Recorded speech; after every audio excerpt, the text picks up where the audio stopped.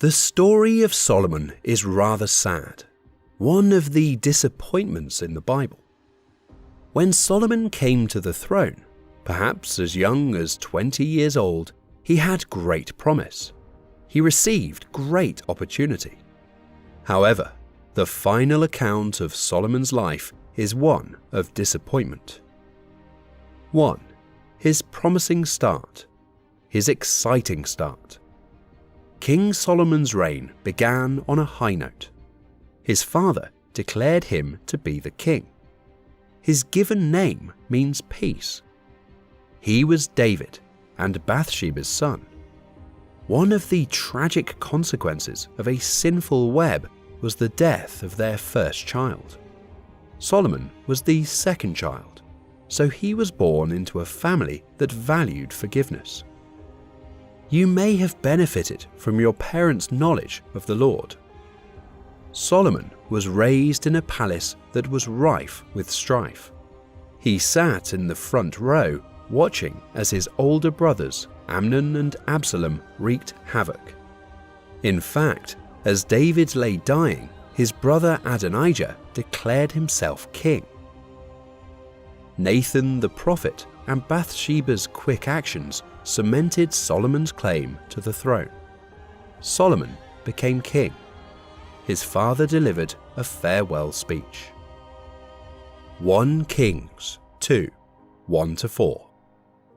When the time drew near for David to die, he gave a charge to Solomon his son. 2. I am about to go the way of all the earth, he said, so be strong. Act like a man. 3. And observe what the Lord your God requires. Walk in obedience to him, and keep his decrees and commands, his laws and regulations as written in the law of Moses. Do this so that you may prosper in all you do, and wherever you go. 4. And that the Lord may keep his promise to me.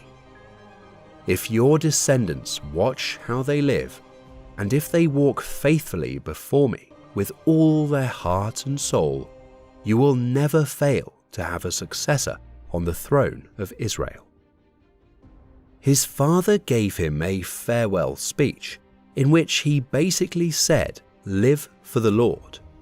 What a wise piece of advice for the young man. Solomon appears to have followed that advice. 1 Kings 3:3. And Solomon loved the Lord, walking in the statutes of David his father. Only he sacrificed and burnt incense in high places. Solomon's heart was fixed towards the Lord at this point in his life. In a dream, God appeared to Solomon. 1 Kings 3:5. At Gibeon, the Lord appeared to Solomon during the night in a dream, and God said, "Ask for whatever you want me to give you." God frequently communicated with the Israelites through dreams in the Old Testament. God now primarily communicates with us through his Son, the Lord Jesus, the living Word, as revealed in the Scriptures, the written Word. Hebrews 1:1. God, who at various times and in various ways spoke in time past to the fathers by the prophets. The Lord told Solomon, "Ask, what shall I give you?" God was giving Solomon a blank check and saying, "Fill it in. What do you want?" What if the Lord woke you up tonight and said, "Ask me whatever you want"? What would you say? Your honest answer will reveal a great deal about yourself. Consider everything Solomon could have asked for, but consider what Solomon said. He prayed to God for wisdom so that he could be the king he needed to be. God was overjoyed by Solomon's response. In response to prayer, Solomon became the wisest man who ever lived. He also became one of history's wealthiest men. 1 Kings 3, 7-15. Now, Lord my God, you have made your servant king in place of my father David. But I am only a little child, and do not know how to carry out my duties. Your servant is here among the people you have chosen, a great people, too numerous to count or number. So give your servant a discerning heart to govern your people and to distinguish between right and wrong. For who is able to govern this great people of yours? The Lord was pleased that Solomon had asked for this. So God said to him, "Since you have asked for this, and not for long life or wealth for yourself, nor have asked for the death of your enemies, but for discernment in administering justice, I will do what you have asked. I will give you a wise and discerning heart, so that there will never have been anyone like you, nor will there ever be. Moreover, I will give you what you have not asked for, both wealth and honor, so that in your lifetime you will have no equal among kings. And if you walk in obedience to me and keep my decrees and commands, as David your father did, I will give you a long life." Then Solomon awoke, and he realized it had been a dream. Solomon was a great king and an excellent administrator. He constructed the magnificent temple that his father had envisioned. In the 480th year after the Israelites came out of Egypt, in the 4th year of Solomon's reign over Israel, in the month of Ziv, the 2nd month, he began to build the temple of the Lord. The temple that King Solomon built for the Lord was 60 cubits long, 20 wide, and 30 high. The portico at the front of the main hall of the temple extended the width of the temple, that is 20 cubits, and projected 10 cubits from the front of the temple. He made narrow windows high up in the temple walls. Against the walls of the main hall and inner sanctuary, he built a structure around the building, in which there were side rooms. The lowest floor was 5 cubits wide, the middle floor 6 cubits, and the third floor 7. He made offset ledges around the outside of the temple so that nothing would be inserted into the temple walls. In building the temple, only blocks dressed at the quarry were used, and no hammer, chisel, or any other iron tool was heard at the temple site while it was being built. The entrance to the lowest floor was on the south side of the temple. A stairway led up to the middle level, and from there to the third. So he built the temple and completed it, roofing it with beams and cedar planks. And he built the side rooms all along the temple. The height of each was 5 cubits, and they were attached to the temple by beams of cedar. Solomon offered a magnificent dedication prayer. What a promising beginning. 1 Kings 8:22-53.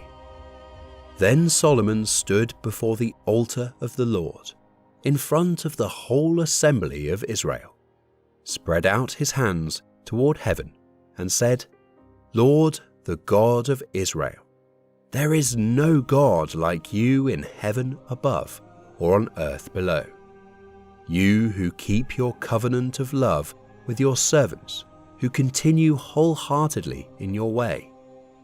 You have kept your promise to your servant David, my father.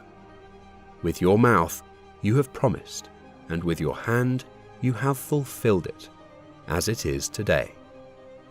Now, Lord, the God of Israel, keep for your servant David, my father, the promises you made to him when you said, 'You shall never fail to have a successor to sit before me on the throne of Israel. If only your descendants are careful in all they do to walk before me faithfully as you have done. And now, God of Israel, let your word that you promised your servant David, my father, come true. But will God really dwell on earth? The heavens, even the highest heaven, cannot contain you. How much less this temple I have built?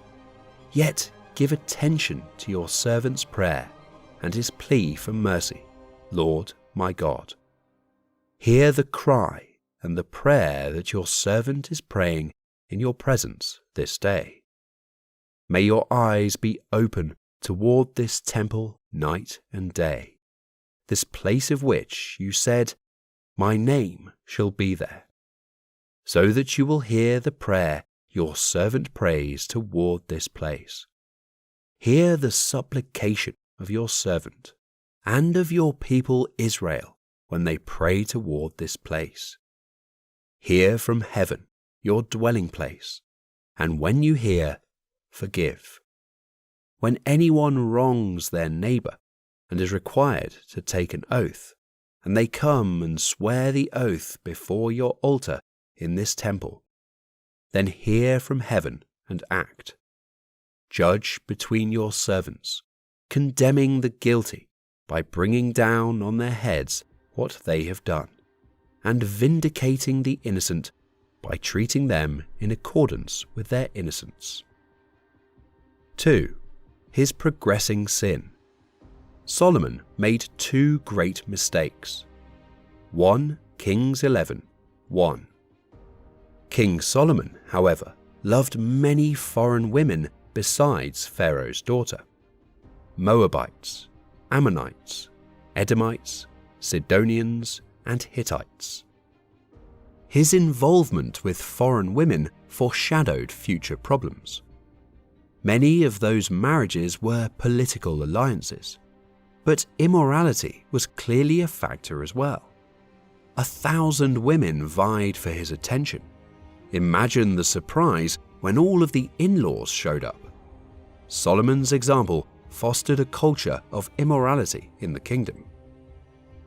1 Kings 11:3-7.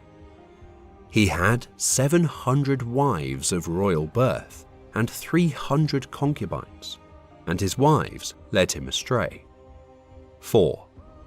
As Solomon grew old, his wives turned his heart after other gods, and his heart was not fully devoted to the Lord his God, as the heart of David his father had been.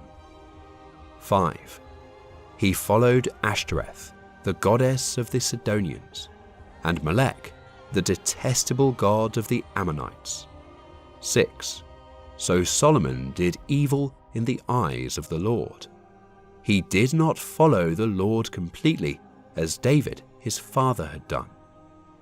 On a hill east of Jerusalem, Solomon built a high place for Chemosh, the detestable god of Moab, and for Molech, the detestable god of the Ammonites.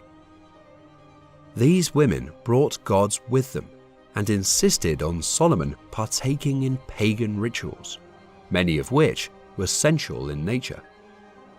All of this was done in the name of tolerance, but it brought idolatry into the very heart of the nation of God's people and shifted the king's heart away from God.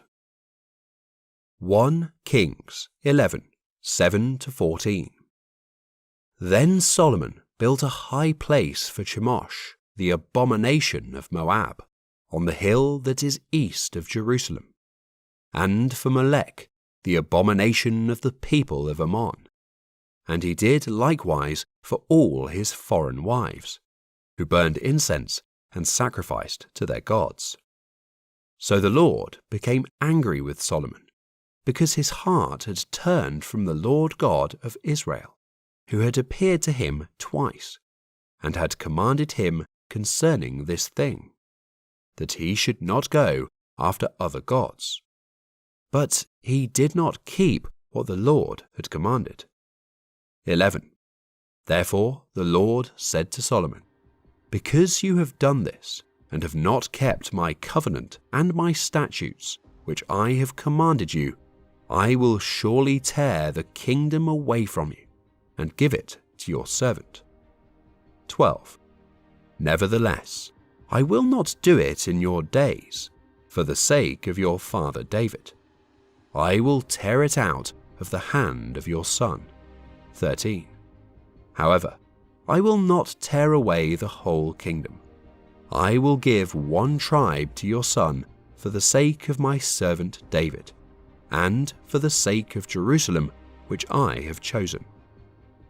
14. Now the Lord raised up an adversary against Solomon, Hadad the Edomite. He was a descendant of the king in Edom. Solomon's errors caused him to suffer in his final years. God began to raise up foes for Solomon. 1 Kings 11, 23-26. And God raised up against Solomon another adversary, Rezin, son of Eliada, who had fled from his master Hadadezer, king of Zobah. When David destroyed Zobah's army, Rezin gathered a band of men around him and became their leader. They went to Damascus, where they settled and took control. Rezin was Israel's adversary as long as Solomon lived, adding to the trouble caused by Hadad. So Rezin ruled in Aram and was hostile toward Israel. Also, Jeroboam, son of Nebat, rebelled against the king. He was one of Solomon's officials, an Ephraimite from Zeredah, and his mother was a widow named Zeruah. Solomon's biography ends in 11:41-43. To get the final chapter in Solomon's life, we go to another book in the Bible.